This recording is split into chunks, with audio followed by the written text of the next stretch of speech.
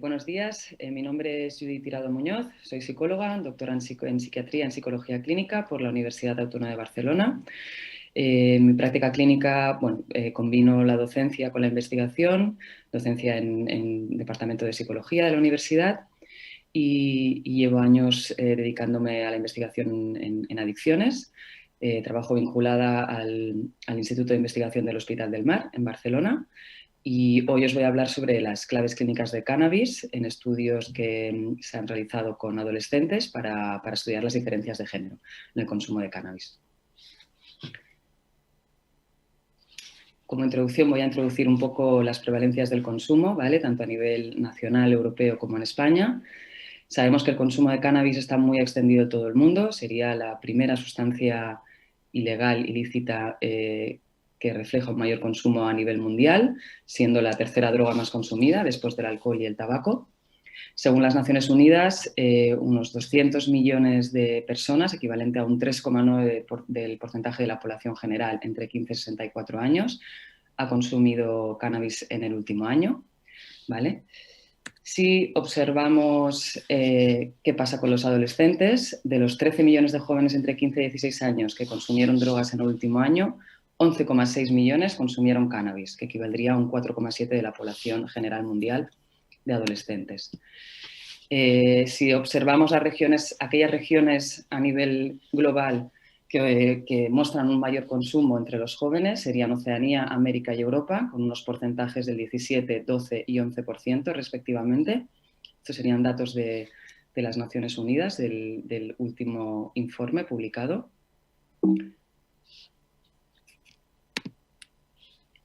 En Europa, ¿qué pasa en Europa? Los datos del último informe del 2021 del European Monitoring Center for Drugs and Drug Addictions, de la MCDDI, muestra que en 2019 había 15,8 millones de personas que consumieron cannabis en el último año. Estamos hablando de los jóvenes, adultos jóvenes, entre 15 y 34 años. 15 millones consumieron cannabis en el último año. ¿Qué pasa en España? En España se realizan dos encuestas bianuales, una con población de 15 a 64 años, que sería una encuesta domiciliaria que se realiza con adultos, y luego realizan el Estudes, que es una encuesta autoadministrada que se realiza en adolescentes, en estudiantes de enseñanzas secundarias de 14 a 18 años. Esta es una gráfica que se obtiene de la última encuesta, ¿vale?, que se realizó con estudiantes. Como podemos observar, la prevalencia del consumo de cannabis entre los jóvenes en España alcanza el 27%, ¿vale? Vemos que la media de consumo siempre se encuentra entre los 15 años y observamos una tendencia creciente desde el 2016 que no deja de aumentar en el consumo de cannabis entre los estudiantes españoles. Esta figura nos enseña las diferencias que podemos encontrar de género en el consumo de cannabis, ¿vale?, entre los estudiantes de 14 y 18 años. Podemos ver cómo, independientemente del sexo y de la edad y del tramo temporal que analicemos, es decir, si estamos analizando alguna vez en la vida, los últimos 12 meses o los últimos 30 días, el consumo de cannabis entre los jóvenes, entre los estudiantes, está más extendido entre los chicos, entre los hombres, ¿vale? La diferencia no es muy grande, pero sí que se encuentra en todos los tramos de edad, donde un porcentaje mayor entre los hombres. Estamos hablando de España ahora. A pesar de esto, me gustaría comentar y recalcar que también los datos empiezan a demostrar que, a pesar de la mayor prevalencia del consumo de cannabis y del trastorno por consumo de cannabis entre los hombres, siendo mayor que entre las mujeres, la incorporación de las mujeres al consumo de cannabis ha crecido en cohortes recientes, como veremos a continuación, dando lugar a una convergencia de género. Por lo tanto, esta brecha de género en la prevalencia del consumo de cannabis está disminuyendo, ¿vale? Esto es importante que lo tengamos en cuenta. Las prevalencias se están acercando entre hombres y mujeres e incluso entre los adolescentes.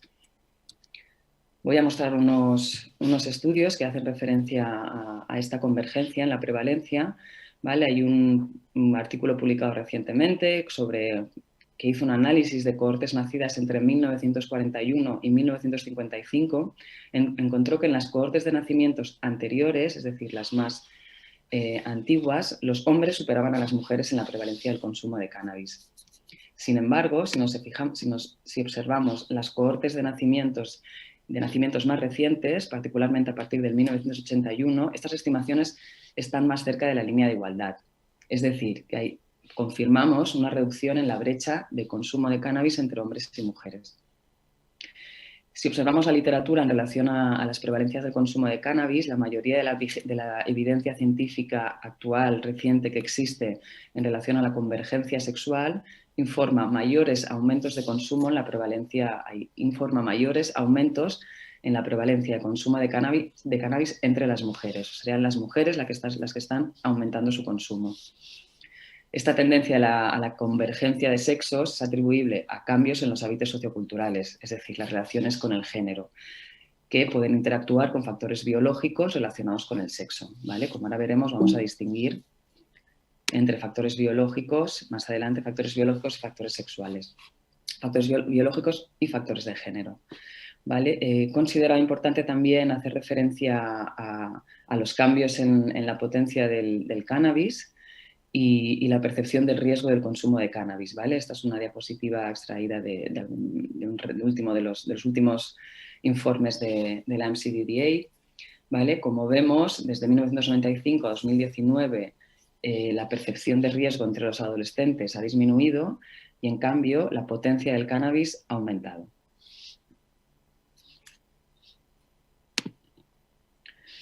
Si observamos, si nos fijamos o entendemos, nos fijamos en la literatura científica en relación a la potencia del cannabis, vemos como en 2018 se realizó una revisión sistemática con metaanálisis que incluía 12 países del mundo y se observó que los niveles de potencia actuales, tanto en hachís como en marihuana, se sitúan en los más altos alcanzados históricamente. Se encontró un aumento de cada año desde 1970 hasta 2017, donde la potencia de esta sustancia aumentaba gradualmente cada año. En Europa, la potencia de la marihuana ha doblado del 5 al 10%, duplicando los niveles de THC entre 2007 y 2017. Si observamos el hachís, también ha habido un incremento gradual de 8 al 10 en 2011 hasta alcanzar el 18% de potencia en el año 2017.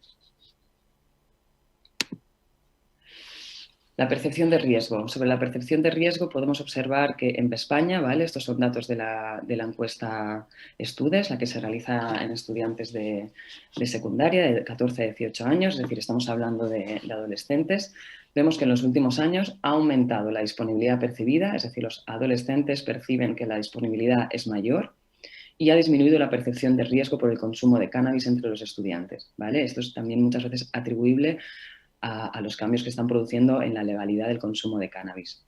En cambio, si observamos en la población de 15 a 64 años, la percepción de la disponibilidad ha disminuido y la percepción de riesgo aumenta en el consumo de cannabis, ¿vale? Sería como una relación invertida entre los adolescentes y la población adulta de 15 a 64 años. Si observamos los indicadores de urgencias hospitalarias, vemos como en 2018 casi el 50% de los episodios de urgencias relacionados con el consumo de sustancias psicoactivas estaban relacionados con el consumo de cannabis, ¿vale? Y esta tendencia era ascendente, ¿vale? Vemos como realmente la potencia quizá está haciendo que haya, pues, que requiera una mayor visita a los centros de urgencias relacionados con la intoxicación del consumo de cannabis. Creo que es importante también que mencionemos los cannabinoides sintéticos, que existe una cantidad creciente de sustancias químicas que son fabricadas por el hombre, ¿vale? Estas sustancias se rocían sobre la materia seca y triturada de la planta, ¿vale? Se puede consumir fumado, se puede vaporizar, se puede obtener también en un formato líquido, ¿vale? Pero sería una sustancia química que fabrica el hombre y que se rocía sobre la planta seca y triturada, ¿vale? Representan el mayor grupo de sustancias actualmente objeto de seguimiento en Europa a través del sistema de alerta temprana de la Unión Europea que monitorea la MCDDA. Sabemos que actúa sobre los mismos receptores de las células del THC, ¿vale? Que sería el ingrediente psicoactivo de la marihuana. Y hasta el momento ha habido pocos estudios científicos sobre los efectos de los cannabinoides sintéticos en el cerebro humano, pero se conoce que se adhieren con más fuerza que la marihuana a los receptores de las células afectadas por el THC. ¿Qué significa esto? Que podrían producir efectos mucho más potentes, más graves y que podrían poner en riesgo la vida de las personas que lo consumen. ¿Vale? O sea que tenemos que tener en cuenta que la percepción de riesgo disminuye entre los adolescentes, la potencia del THC aumenta, la producción y la creación de nuevos cannabinoides sintéticos hacen que realmente el consumo de cannabis, ¿vale?, entre los jóvenes despierte un gran interés y el conocimiento de las diferencias de género siempre nos ayudarán al desarrollo de mejores estrategias de prevención y prevención.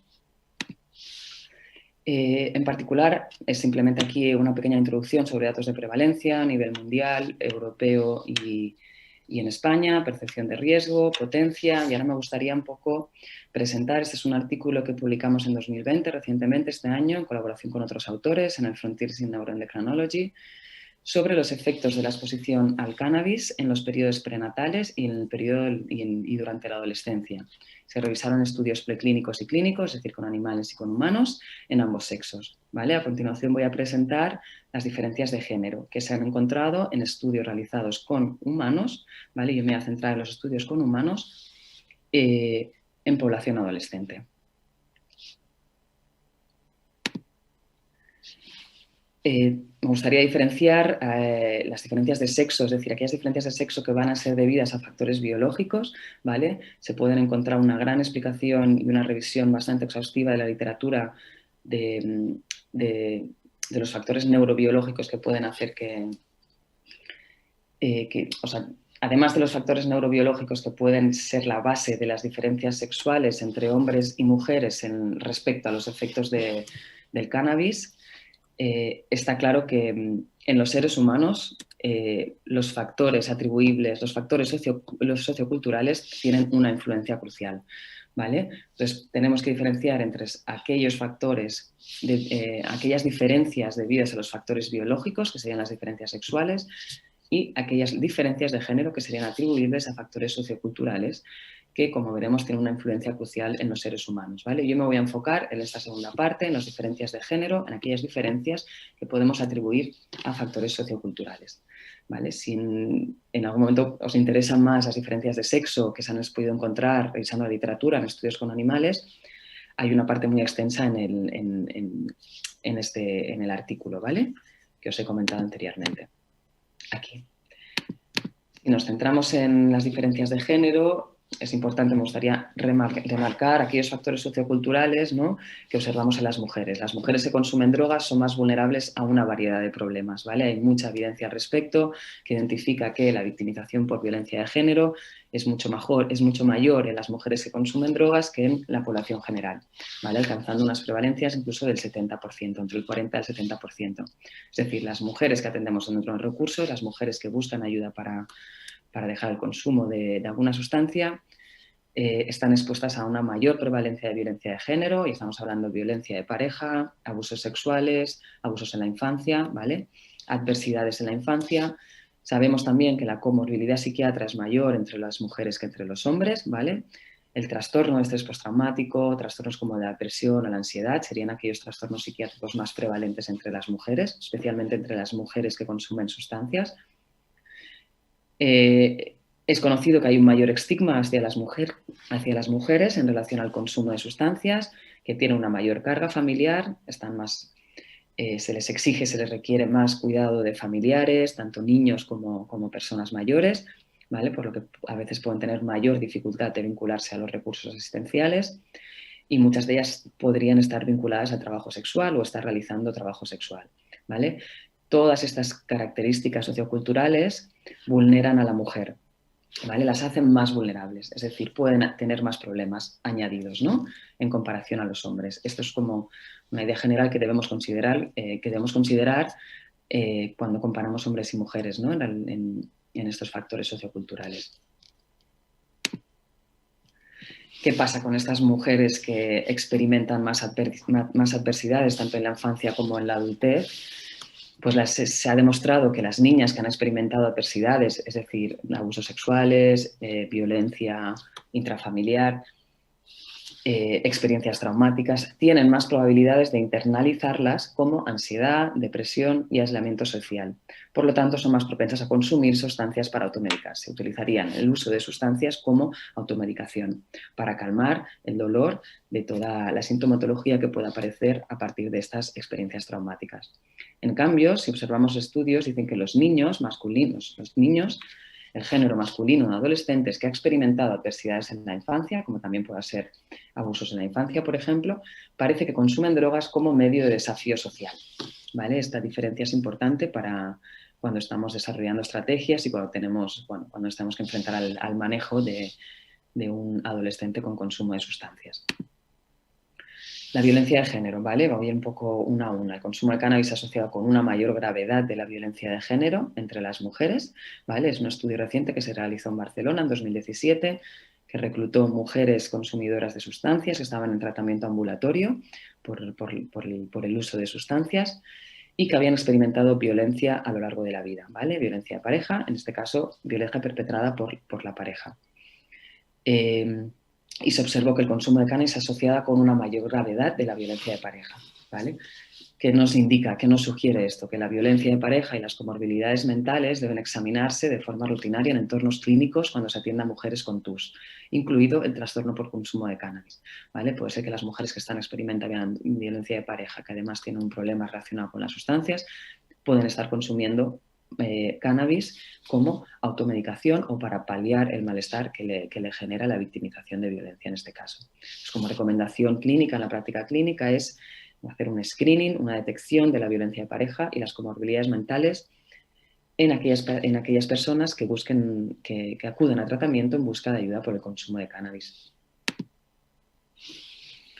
Vale, me gustaría hablar un poco sobre las consecuencias de la exposición al cannabis en la adolescencia, ¿vale? La exposición al cannabis durante la adolescencia se ha asociado con el desarrollo posterior de trastornos de estado de ánimo, otros trastornos adictivos a diferentes sustancias y trastornos psicóticos. ¿Vale? Tanto los cannabinoides naturales como los sintéticos, que los hemos visto al principio de la presentación, os los he introducido, que ya conoceréis, pueden producir síntomas positivos, negativos y cognitivos que serían muy similares a la esquizofrenia. ¿Vale? Serían transitorios relacionados con la dosis y que incluso pueden aparecer en individuos sanos sin ningún riesgo o sin ninguna vulnerabilidad o antecedentes previos de poder debutar con una esquizofrenia. ¿Vale? Sabéis que la teología de la esquizofrenia es multifactorial, ¿vale? Y refleja una interacción entre vulnerabilidad genética y entre factores ambientales. Y el cannabis se ha considerado un importante factor ambiental, ¿vale? Lo que estudios demuestran, ¿vale? Estudios recientes como estudios más antiguos, que los adolescentes con predisposición a la esquizofrenia, como una vulnerabilidad genética a la esquizofrenia que consumen marihuana, desarrollan su enfermedad más rápidamente, es decir, debutará la enfermedad con mayor velocidad, debutará antes y tenderán a mostrar peores resultados de tratamiento. Existen pocos estudios, es decir, las diferencias de géneros en el trastorno por consumo de cannabis, en el desarrollo, las motivaciones, existen, pero está todavía pobremente caracterizado, ¿vale? Pero recientemente se han identificado algunos estudios que muestran un enfoque de género, ¿vale? En las consecuencias de la exposición al cannabis en la adolescencia. Y en particular ahora que estamos hablando de la esquizofrenia, ¿vale? De los trastornos psiquiátricos comórbidos, que veremos que existen diferencias de género, ¿no? Como estamos viendo. En mujeres, el consumo de cannabis de inicio temprano se asoció con niveles más altos de anedonia introvertida, lo que esto nos puede sugerir un papel moderador del sexo y el género en la asociación entre el consumo de cannabis de inicio temprano, la esquizotipia y posiblemente el riesgo de psicosis. ¿Vale? Este es un estudio que se realizó en 167 individuos, ¿vale? Adolescentes, hombres y mujeres, ¿vale? Y que con un inicio temprano y con un inicio tardío del consumo, ¿vale? Se analizó separando por hombres y mujeres y en función del inicio que habían tenido el consumo de cannabis, ¿vale? Y entonces lo que se encuentra es que el sexo se asocia al consumo de cannabis inicio temprano, la esquizotipia y posiblemente el riesgo de psicosis, ¿no? Que puede hacer que debuten trastornos psicóticos. que además ha encontrado un estudio realizado por Lange y otros autores en 2014 que el uso de sustancias podrían tener mayor impacto negativo en el curso de la esquizofrenia entre las mujeres en comparación a los hombres, ¿vale? Se observan algunas diferencias de género, ¿vale? En el impacto que podría tener el curso de la esquizofrenia en aquellas mujeres que consumen cannabis.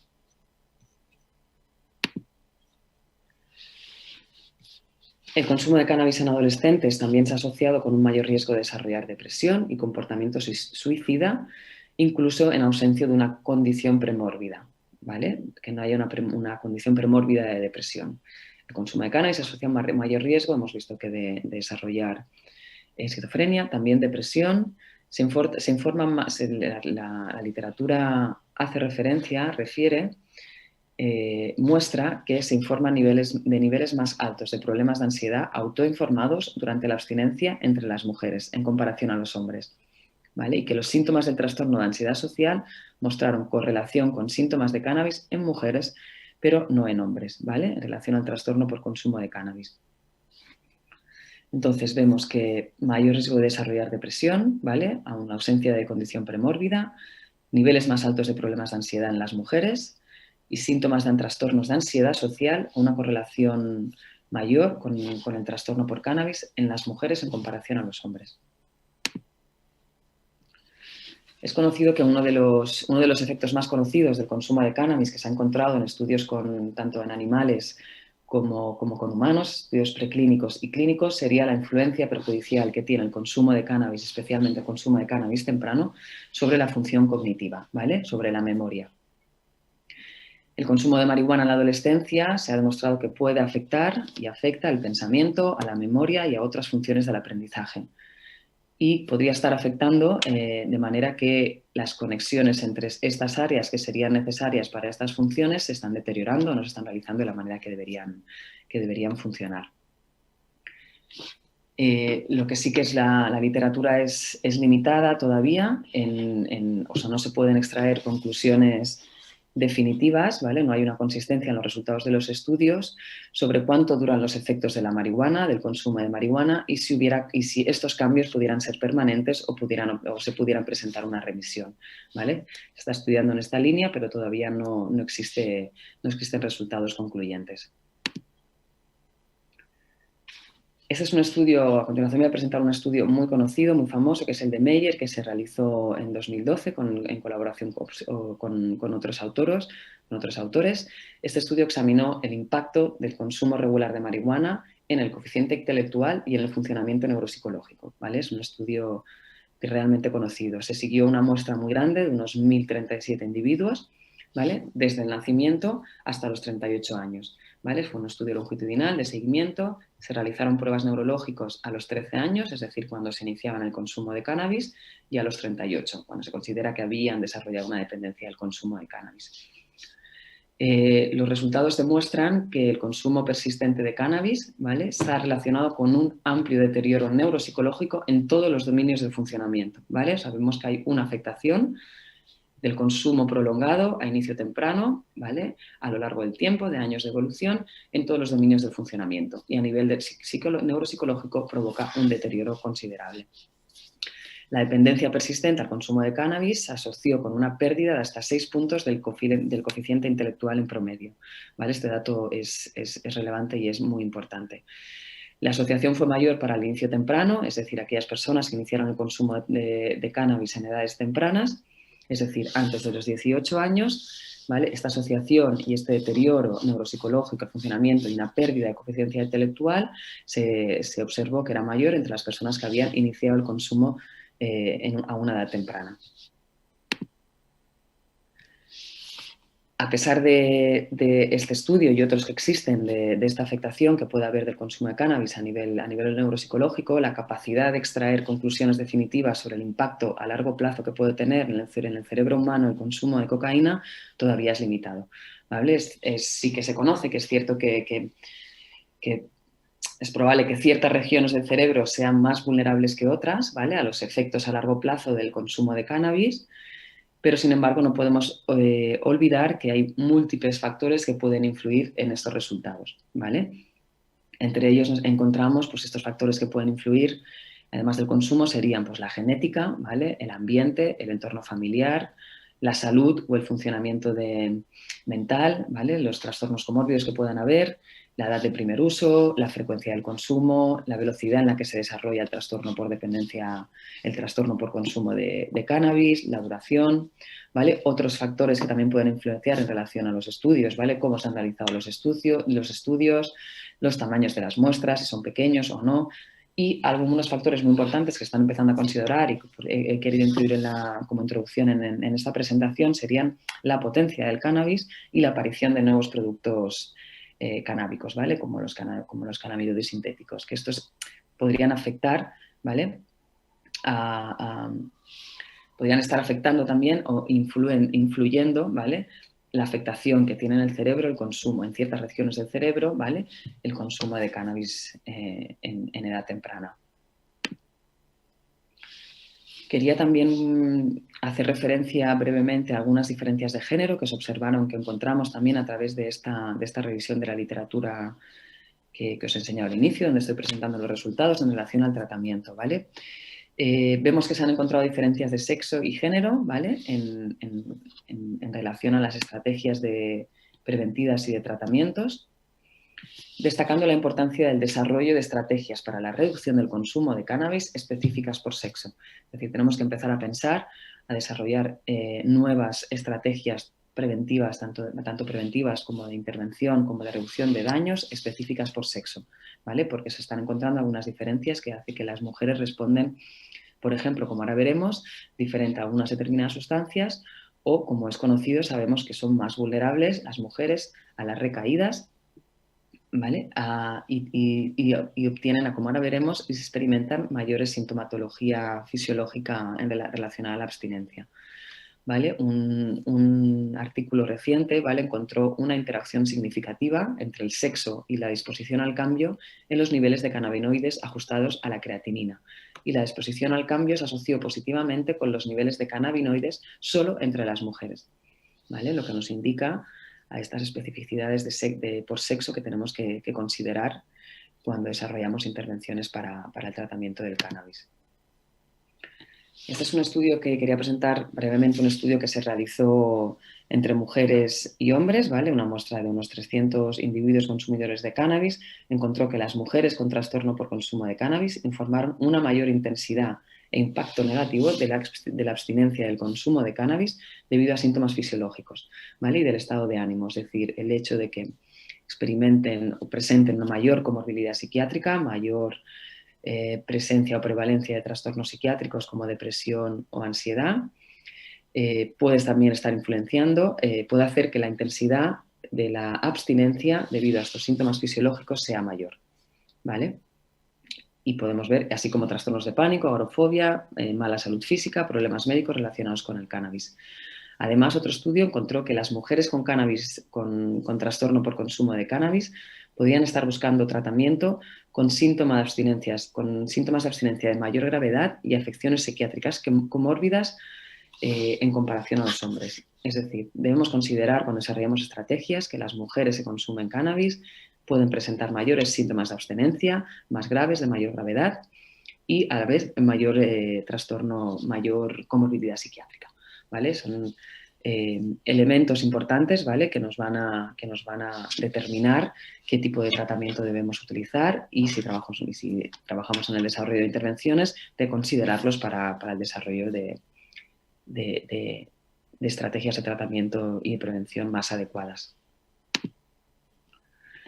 ¿Qué nos sugieren todos estos hallazgos en relación al tratamiento? Pues sugieren que los tratamientos integrados que abordan los trastornos psiquiátricos concurrentes, que hemos dicho que existe una diferencia de género en los trastornos, o sea, que los estudios nos demuestran que existen diferencias de género en los trastornos psiquiátricos, ¿vale? En aquellos individuos que consumen cannabis en la adolescencia. Si tomamos en consideración esta literatura que hemos visto, los hallazgos nos sugieren que los tratamientos integrados deberían abordar los trastornos psiquiátricos concurrentes y el tratamiento dirigido a la abstinencia de cannabis. Esos tratamientos que integren estas dos condiciones, la comorbilidad psiquiátrica y el abordaje de la abstinencia del cannabis, pueden ser beneficiosos para las consumidoras de cannabis que buscan tratamiento, ¿vale? Es decir, si tenemos en nuestra práctica clínica mujeres que buscan ayuda para reducir el consumo de cannabis, sea en la modalidad que sea ambulatorio. Debemos considerar el abordaje de los trastornos psiquiátricos comórbidos, el abordaje de la abstinencia, porque como hemos visto será con mayor gravedad, habrá más fisiología, síntomas fisiológicos de abstinencia y deberían ser considerados en las mujeres que consumen cannabis en particular, ¿vale?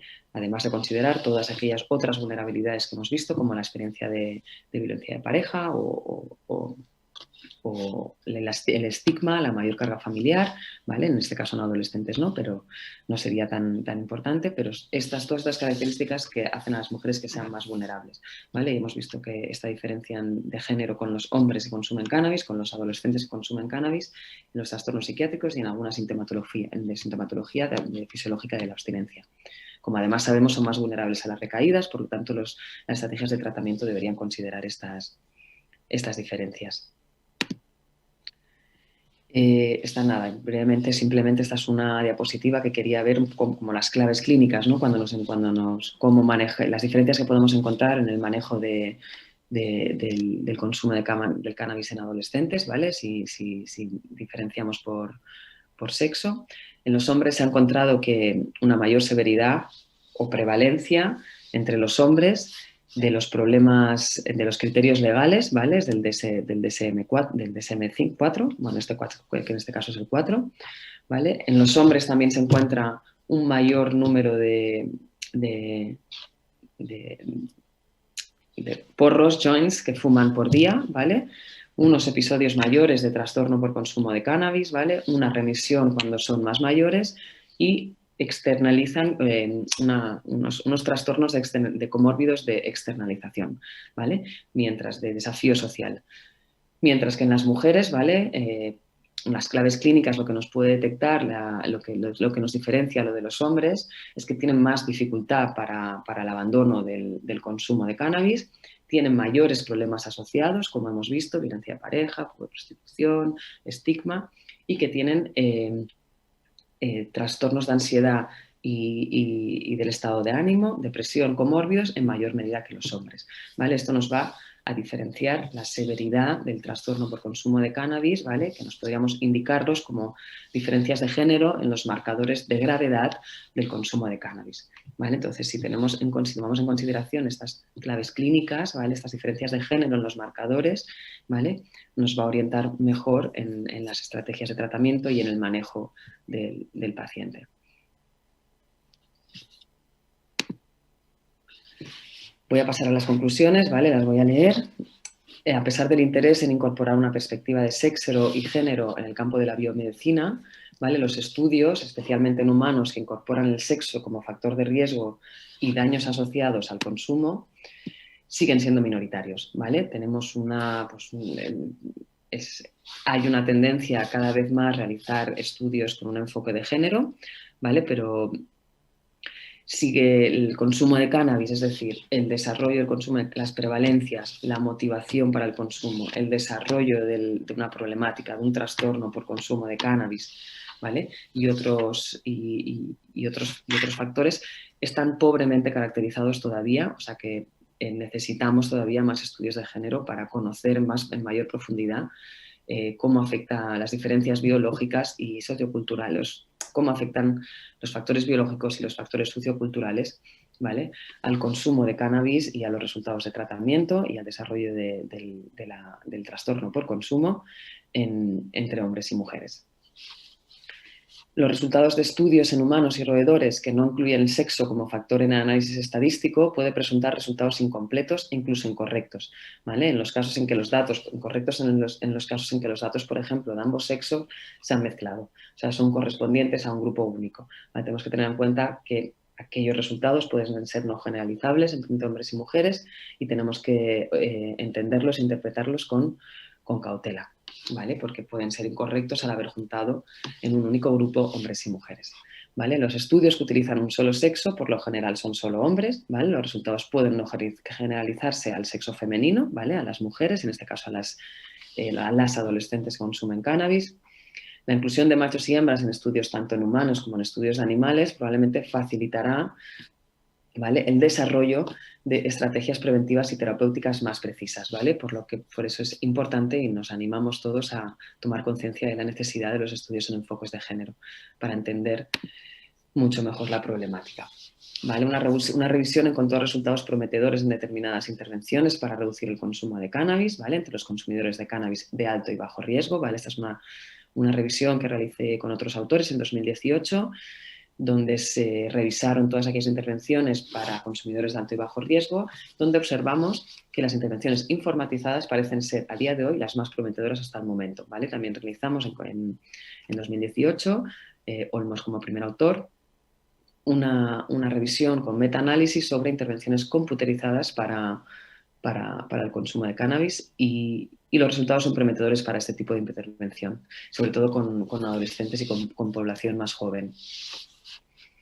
¿Qué hemos encontrado? Pues desafíos específicos para las mujeres consumidoras, que incluyen la violencia de género, como hemos visto, el estigma, un perfil diferencial de comorbilidades, ¿vale? Y desafíos asociados con la conciliación, ¿vale? Tanto familiar como de hijos, como de personas mayores, ¿vale? Esta característica no sería tan importante en adolescentes, pero es un factor de vulnerabilidad en las mujeres que consumen sustancias en general, ¿vale? El Instituto Nacional de Salud está financiando un estudio, el ABCD, que es un estudio muy grande, ¿vale? Es un estudio longitudinal que rastreará a una gran muestra de jóvenes estadounidenses desde la niñez tardía, es decir, antes del primer consumo de drogas, hasta la adulta temprana.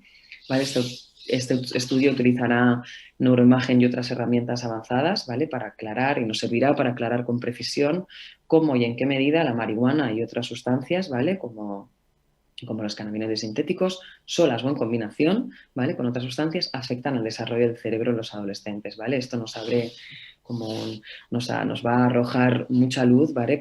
Mucha luz para el conocimiento, de cómo afecta, ¿vale? El consumo de cannabis temprano en el desarrollo cerebral, ¿vale? Y lo van a estudiar también por género. Yo creo que estamos todos esperando con gran alegría los resultados de este importante estudio financiado por el Instituto Nacional de Salud Americano y nos ayudará a establecer las directrices que tenemos que seguir en la práctica clínica en el manejo de adolescentes con consumo de cannabis, teniendo en cuenta las particularidades que hemos visto en esta revisión en relación al género y en definitiva, poder evaluar, desarrollar e implementar intervenciones más efectivas para el consumo de cannabis entre los consumidores. Y hasta aquí es la revisión. Os animo a que reviséis más en profundidad esta revisión que se publicó en 2020, ¿vale? Hay estudios con animales, preclínicos, ¿vale? Los factores neurobiológicos, ¿no? Que pueden ser la base de las diferencias sexuales y en esta presentación pues hemos indagado en aquellos factores socioambientales que nos pueden explicar algunas diferencias de género en el consumo de cannabis. Pero os animo a revisar el artículo completo porque se exponen datos muy relevantes que pueden ser útiles para los que trabajamos en adicciones y en nuestra práctica clínica pues manejamos a pacientes con consumo de cannabis. Muchas gracias por vuestra atención y hasta aquí mi presentación de hoy. Gracias.